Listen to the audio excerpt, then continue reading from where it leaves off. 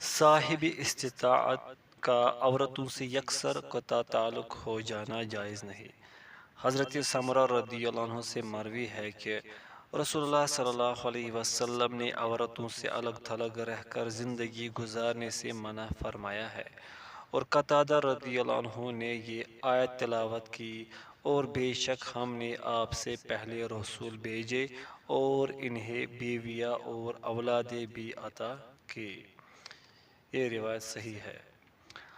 حضرت سعد بن ابی وقاص رضی اللہ عنہ فرماتے ہیں کہ رسول اللہ صلی اللہ علیہ وسلم نے حضرت عثمان بن مظعون رضی اللہ عنہ کو تبتل یعنی عورتوں سے الگ زندگی گزارنے سے منع فرما دیا تھا۔ اگر آپ صلی اللہ علیہ وسلم اسے اجازت دے دیتے تو ہم کھسی ہو جاتے۔ صحیح بخاری اور صحیح مسلم۔ نووی رحمہ اللہ فرماتے ہیں یہ حدیث اس بات پر محمول ہے کہ وہ سائل صحابہ اپنے اجتہاد کی وجہ سے یہ گمان رکھتے تھے کہ کھسی ہو جانا جائز ہے، لیکن ان کا یہ گمان شریعت کے موافق نہیں تھا، لہذا بلا شبہ انسانوں کے لیے کھسی ہو جانا حرام ہے، خواہ کوئی چھوٹی عمر کا ہو یا بڑی عمر کا۔ سعودی مجلس افتاء ان کی فتویٰ یہ ہے، انہوں نے اسی کے مطابق فتویٰ دیا ہے۔ بغوی رحمہ اللہ اسی طرح ہر ایسے جانور کو کھسی کرنا بھی حرام ہے جس کا گوشت نہ کھایا جاتا ہو، البتہ وہ جانور جن کا گوشت کھایا جاتا ہے انہیں کھسی کرنا بچپن میں جائز ہے، جبکہ بڑی عمر میں حرام ہے۔ عبد الرحمن مبارک پوری رحمۃ اللہ فرماتے ہیں مویشیوں کو کھسی کرنا مطلق طور پر ناجائز ہے، خواہ وہ چھوٹی عمر کے ہوں یا بڑی عمر کے، ان کا گوشت کھایا جاتا ہو یا نہ کھایا جاتا ہو۔ شوکانی رحمہ اللہ کہتے ہیں گزشتہ حدیث نقل کرنے کے بعد فرماتے ہیں کہ اس میں یہ دلیل موجود ہے کہ جانوروں کو کھسی کرنا حرام ہے۔ ابن تیمیہ رحمہ اللہ فرماتے ہیں بیوی بچوں سے اعراض برتنا اللہ اور اس کے رسول کے پسندیدہ کاموں میں سے نہیں، اور نہ ہی یہ عمل انبیاء و رسول کے دین کا حصہ ہے۔ شیخ سلیم ہلالی فرماتے ہیں عورتوں سے قطع تعلقی اور کھسی ہونا حرام ہے۔ ارکان نکاح۔ شیخ صالح بن فوزان رقم تراز ہے کہ ارکان نکاح یہ ہے۔ پوائنٹ فرسٹ، زوجین کا وجود اور ان کا ان تمام موانع سے خالی ہونا جن کی وجہ سے نکاح صحیح نہیں ہوتا۔ پوائنٹ سیکنڈ، حصول ایجاب اور وہ ولی یا اس کے قائم مقام کسی شخص کی طرف سے صادر ہونے والا یہ جملہ ہے کہ میں نے فلاں لڑکی سے تیرا نکاح کر دیا یا میں نے تیرا اس کے ساتھ نکاح کر دیا۔ پوائنٹ تھرڈ، حصول قبول اور وہ شوہر یا اس کے قائم مقام کسی شخص کی طرف سے صادر ہونے والا یہ جملہ ہے کہ میں نے اس کا نکاح کو قبول کیا۔ شرائط نکاح۔ پوائنٹ فرسٹ، حضرت ابو موسیٰ اشعری رضی اللہ عنہ سے مروی ہے کہ رسول اللہ صلی اللہ علیہ وسلم نے فرمایا ولی کی اجازت کے بغیر نکاح درست نہیں۔ یہ روایت صحیح ہے، ابو داؤد۔ پوائنٹ سیکنڈ، دو عادل گواہوں کی موجودگی۔ حضرت عائشہ رضی اللہ عنہ بیان کرتی ہیں کہ رسول اللہ صلی اللہ علیہ وسلم نے فرمایا ولی کی اجازت اور دو دیانتدار گواہوں کے بغیر نکاح نہیں ہوتا۔ یہ روایت صحیح ہے۔ شیخ صالح بن فوزان نکاح کی شرائط یہ ہے۔ پوائنٹ فرسٹ، زوجین میں سے ہر ایک کی تعین، بس صرف یہ کہنا کافی نہیں ہوگا کہ میں نے اپنی بیٹی کی شادی کر دی جبکہ اس کی متعدد بیٹیاں ہوں۔ پوائنٹ سیکنڈ، زوجین میں سے ہر ایک کا دوسرے سے راضی ہونا۔ پوائنٹ تھرڈ، عورت کا نکاح ولی کرائے۔ پوائنٹ فورتھ، عقد نکاح پر گواہ موجود ہوں۔ وقت نکاح، بالعموم نکاح کا وقت بلوغت ہی ہے، جب لڑکا یا لڑکی بالغ ہو جائے تو اس کا نکاح کیا جا سکتا ہے، البتہ اگر رخصتی میں مزید 2-4 سال تک انتظار کر لیا جائے تو یہ معاشرتی تقاضے نبھانے کے لیے مفید اور زوجین کے لیے بھرپور زندگی گزارنے کے لیے مناسب ہے۔ تاہم نکاح یا منگنی پہلے کر دینا اس لیے مناسب ہے تاکہ دونوں کے لیے اپنی خواہشات اور محبت کا ایک مرکز بن جائے۔ علامات بلوغت کے متعلق مختلف احادیث ہے، جن میں سے چند ایک حسب ذیل ہے۔ حضرت علی رضی اللہ عنہ سے مروی ہے کہ رسول اللہ صلی اللہ علیہ وسلم نے فرمایا، احتلام کے بعد یتیم نہیں ہے۔ یہ روایت صحیح ہے۔ حضرت ابن عمر رضی اللہ عنہما بیان کرتے ہیں کہ انہوں نے اپنے آپ کو نبی کریم صلی اللہ علیہ وسلم کے سامنے غزوہ احد کے موقع پر جنگ میں شرکت کے لیے پیش کیا۔ اس وقت وہ 14 سال کے تھے، تو آپ صلی اللہ علیہ وسلم نے انہیں جنگ میں شرکت کی اجازت نہ دی، لیکن غزوہ خندق کے موقع پر جب انہوں نے اپنے آپ کو آپ صلی اللہ علیہ وسلم کے سامنے پیش کیا تو آپ صلی اللہ علیہ وسلم نے انہیں اجازت دے دی۔ اس وقت وہ 15 سال کے تھے۔ صحیح بخاری و صحیح مسلم۔ نووی رحمۃ اللہ فرماتے ہیں، یہ حدیث اس بات کی دلیل ہے کہ بلوغت کی حد 15 سال کی عمر ہے۔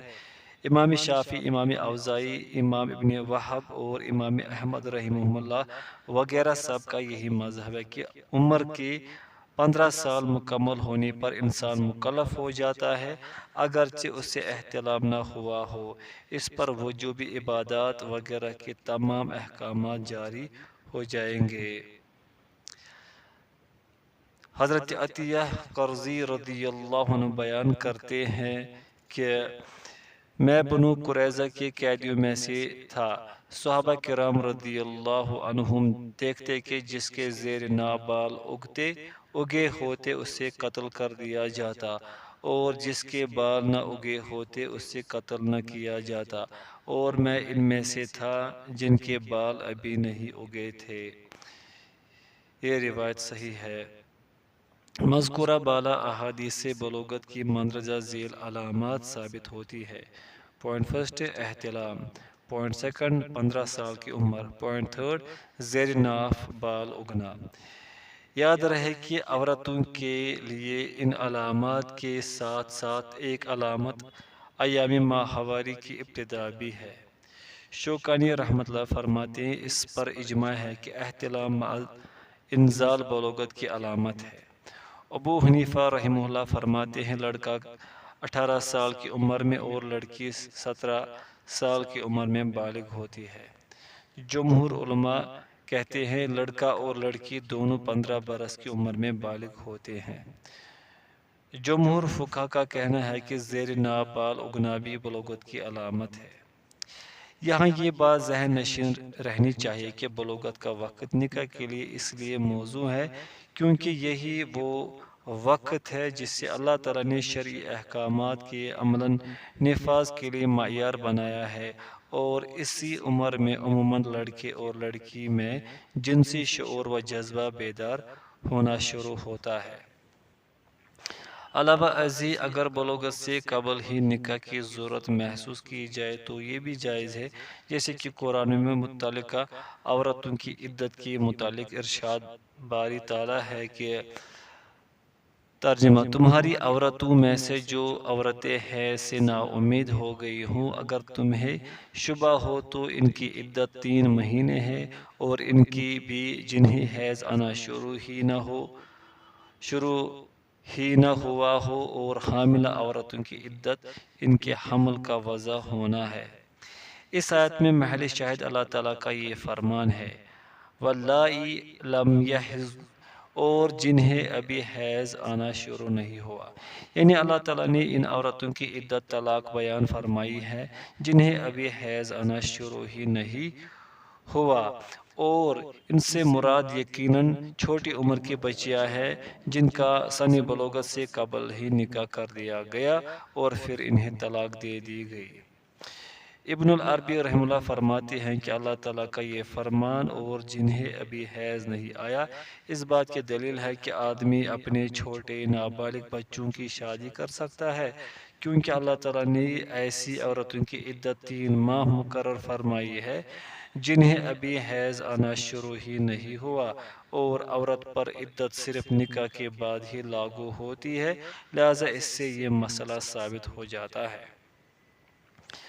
سعودی مجلس افتاء، ان کی فتویٰ یہ ہے کہ کسی نے دریافت کیا کہ کیا میرے لیے 12 سال کی عمر میں نکاح کرنا جائز ہے، تو مجلس افتاء نے جواب دیا کہ آپ کے لیے 12 سال کی عمر میں نکاح کرنا جائز ہے، اور ہمارے علم کے مطابق اس سے روکنے والی شریعت میں کوئی رکاوٹ نہیں۔ مالدار آدمی کو پہلے نکاح کرنا چاہیے یا حج؟ سید سابق رحمہ اللہ فرماتے ہیں اگر انسان کو نکاح کی ضرورت ہو اور نکاح نہ کرنے سے گناہ میں ملوث ہو جانے کا خطرہ ہو تو اسے حج سے پہلے نکاح کرنا چاہیے، لیکن اگر اسے ایسا کوئی خدشہ نہ ہو تو نکاح سے پہلے حج کر لے۔ یہی حکم باقی فروض کفایہ یعنی علم اور جہاد کا ہے کہ اگر وہ بدکاری میں مبتلا ہونے سے خائف نہ ہو تو نکاح سے پہلے یہ کام کر سکتا ہے۔ سعودی مجلس افتاء، کسی نے دریافت کیا کہ اللہ تعالیٰ کے ہاں کون سا عمل افضل ہے، فریضہ حج کی ادائیگی یا ماہ رمضان میں عمرہ کرنا یا نکاح کرنا ایسے شخص کے لیے جو کنوارا ہو؟ تو مجلس نے یہ جواب دیا کہ اگر آپ اپنے نفس پر زنا میں مبتلا ہو جانے سے خائف ہیں تو فریضہ حج اور عمرہ کی ادائیگی سے پہلے نکاح کر لیجئے، اور اگر آپ اپنے نفس پر ایسی کسی چیز سے خائف نہیں ہیں تو شادی سے پہلے فریضہ حج اور عمرہ ادا کر لیجئے۔ مالدار پہلے اپنے والدین کو حج کرائے یا اپنا نکاح کرے۔ سعودی مجلس افتاء، آپ کے پاس جو مال موجود ہے اس کے ساتھ آپ کا اپنا نکاح کرنا اس سے زیادہ بہتر ہے کہ آپ اس مال کے ساتھ اپنے والدین کو حج کرائے، کیونکہ شادی نظر کے جھکاؤ اور شرمگاہ کی حفاظت کا باعث ہے، جیسے کہ رسول اللہ صلی اللہ علیہ وسلم نے فرمایا ہے کہ اے نوجوانوں کی جماعت، تم میں سے جسے نکاح کرنے کی استطاعت ہو اسے نکاح کرنا چاہیے، کیونکہ نکاح نظر کو جھکانے والا اور شرمگاہ کو محفوظ رکھنے والا ہے۔ پس رسول اللہ صلی اللہ علیہ وسلم نے جب انسان میں طاقت موجود ہو شادی میں جلدی کرنے کا حکم دیا ہے، لہذا آپ پر لازم ہے کہ پہلے اپنے نفس سے ابتدا کرے پھر اہل و عیال پر خرچ کرے۔ رہی بات آپ کے والدین کی، تو اگر ان کے پاس حج کے لیے مال نہیں ہے تو ان پر حج واجب نہیں، کیونکہ وہ دونوں اس کی طاقت ہی نہیں رکھتے، اور اگر آپ کے والدین اپنے مال سے فریضہ حج کی ادائیگی کی استطاعت سے پہلے ہی فوت ہو جائے تو ان پر کوئی گناہ نہیں۔ نیز آپ کے لیے یہ بھی درست ہے کہ جب آپ کے لیے میسر ہو تو ان کی طرف سے خود حج کر لے یا اپنے مال سے کسی دوسرے کو ان کی طرف سے حج کرنے کے لیے مقرر کر دے۔ اگر کسی کی بیوی فوت ہو جائے اور وہ دوسرا نکاح کرنا چاہے۔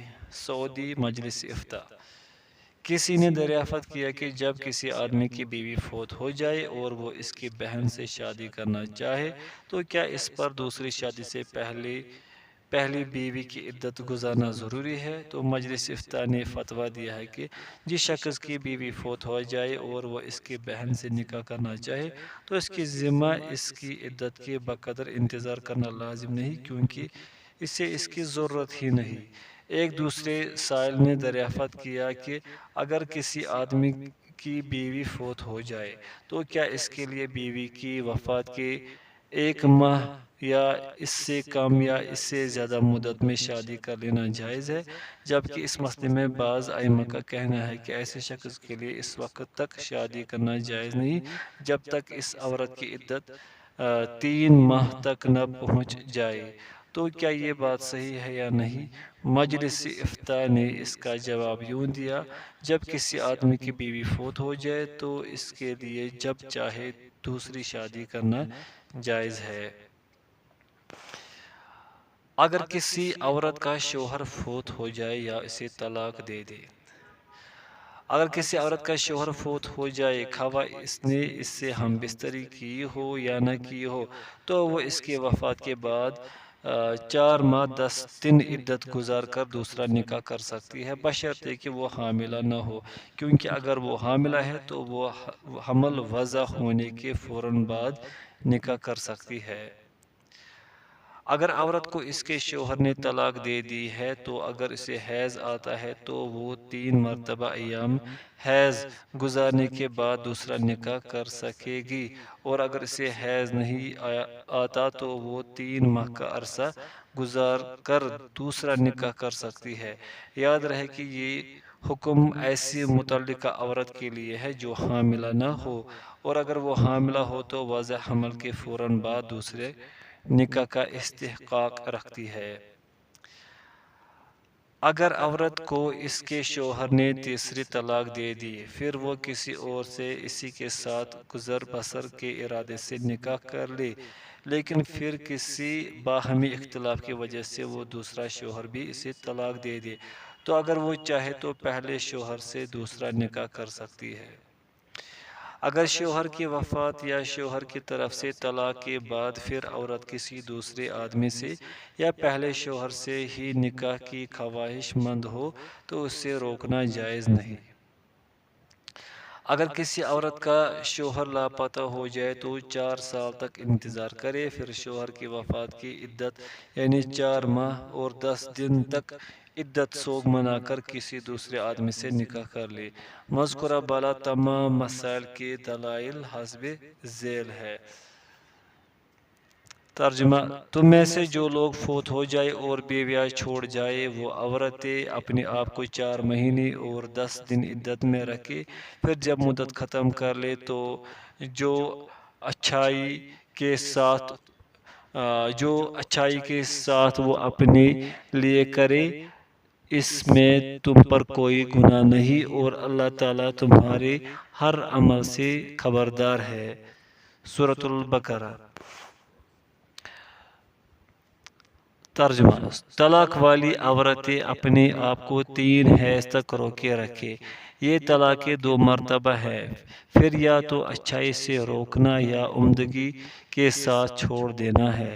پھر اگر اس کو تیسری بار طلاق دے دے تو اب اس کے لیے حلال نہیں جب تک کہ وہ عورت اس کے سوا دوسرے سے نکاح نہ کرے۔ پھر اگر وہ بھی طلاق دے دے تو ان دونوں کو میل جول کر لینے میں کوئی گناہ نہیں، بشرطے کہ یہ جان لے کہ اللہ کی حدوں کو قائم رکھ سکیں گے۔ سورۃ البقرہ۔ ترجمہ: تمہاری عورتوں میں سے جو عورتیں حیض سے نا امید ہو گئی ہوں، اگر تمہیں شبہ ہو تو ان کی عدت 3 مہینے ہے، اور ان کی بھی جنہیں حیض آنا شروع ہی نہ ہوا ہو، اور حاملہ عورتوں کی عدت ان کے حمل کا وضع ہونا ہے۔ سورۃ الطلاق۔ ترجمہ: اور جب تم اپنی عورتوں کو طلاق دے دو اور وہ اپنی عدت پوری کر لے تو انہیں ان کے خاوندوں سے نکاح کرنے سے نہ روکو جبکہ وہ آپس میں دستور کے مطابق رضامند ہوں۔ سورۃ البقرہ۔ ترجمہ: اے ایمان والو، تمہیں حلال نہیں کہ زبردستی عورتوں کو ورثے میں لے بیٹھو، انہیں اس لیے روک نہ رکھو کہ جو تم نے انہیں دے رکھا ہے اس میں سے کچھ لے لو۔ ہاں، یہ اور بات ہے کہ وہ کوئی کھلی برائی اور بے حیائی کرے، ان کے ساتھ اچھے طریقے سے بود و باش رکھو، گو تم انہیں ناپسند کرو، لیکن بہت ممکن ہے کہ تم کسی چیز کو برا سمجھو اور اللہ تعالیٰ اس میں بہت ہی بھلائی کر دے۔ سورۃ النساء۔ حضرت عمر رضی اللہ عنہ نے فرمایا کہ لاپتہ آدمی کی بیوی 4 سال تک انتظار کرے، پھر شوہر کے فوت ہونے کی عدت گزارے، یعنی 4 ماہ اور 10 دن، اور اس کے بعد اگر چاہے تو شادی کر لے۔ بے نماز سے نکاح کا حکم۔ ایسا بے نماز جو جان بوجھ کر نماز چھوڑ دیتا ہے وہ کافر ہے، جیسے کہ رسول اللہ صلی اللہ علیہ وسلم کا فرمان ہے کہ کفر و شرک اور مسلمان بندے کے درمیان فرق نماز کا چھوڑ دینا ہے۔ صحیح مسلم۔ ایک دوسرے مقام پر آپ صلی اللہ علیہ وسلم نے فرمایا کہ بندے اور کفر و ایمان کے درمیان فرق کرنے والی نماز ہے، پس جب اس نے اسے ترک کر دیا تو اس نے شرک کیا۔ یہ روایت صحیح ہے۔ حضرت عمر رضی اللہ عنہ کا فرمان ہے کہ نماز چھوڑنے والے کا اسلام میں کوئی حصہ نہیں۔ معطا۔ نیز متعدد اہل علم کا واضح الفاظ میں یہ فتویٰ موجود ہے کہ بے نماز کافر ہے، جیسے کہ ان میں سے چند ایک کا ذکر حسب ذیل ہے۔ نووی رحمۃ اللہ فرماتے ہیں اگر کوئی شخص نماز چھوڑ دے، اس کے اور کفر کے درمیان کوئی حائل باقی نہیں رہ جاتا۔ شنقیطی رحمہ اللہ فرماتے ہیں بے نماز کافر ہے۔ عبد الرحمن مبارک پوری رحمۃ اللہ فرماتے ہیں ایسے لوگ اور کافر برابر ہے۔ ابن تیمیہ رحمۃ اللہ فرماتے ہیں جو شخص نماز چھوڑ دے پھر اس چھوڑنے پر مصر و قائم رہے اور پھر ایسی حالت میں ہی فوت ہو جائے تو وہ کافر فوت ہوا ہے۔ ابن قیم رحمہ اللہ فرماتے ہیں یعنی انہوں نے ایسے لوگوں پر اظہار تعجب کیا کہ جو وجوب نماز کا اعتقاد رکھنے کے باوجود اسے چھوڑنے والوں کو کافر نہیں سمجھتے۔ شیخ عثیمین رحمہ اللہ فرماتے ہیں بے نماز کافر ہے۔ لہذا جب یہ بات ثابت ہے کہ بے نماز کافر ہے تو وہ خواہ مرد ہو یا عورت اس سے نکاح جائز نہیں، البتہ اگر نکاح سے پہلے وہ توبہ کر لے اور نماز کی پابندی کا عہد کرے اور پھر عملاً ایسا ہی کرے جو محض شادی کے لیے نہ ہو بلکہ صرف اللہ کے حکم پر عمل کی غرض سے ہو تو پھر اس سے نکاح جائز ہے۔ واللہ اعلم۔ سعودی مجلس افتاء نے فتویٰ دیا ہے کسی بھی مسلمان کے لیے جائز نہیں کہ وہ ایسے عورت سے نکاح کرے جو نماز نہ پڑھتی ہو، ہاں اگر وہ نکاح سے پہلے صحیح توبہ کر لے اور نماز کی پابندی کرے تو پھر اس سے نکاح درست ہے۔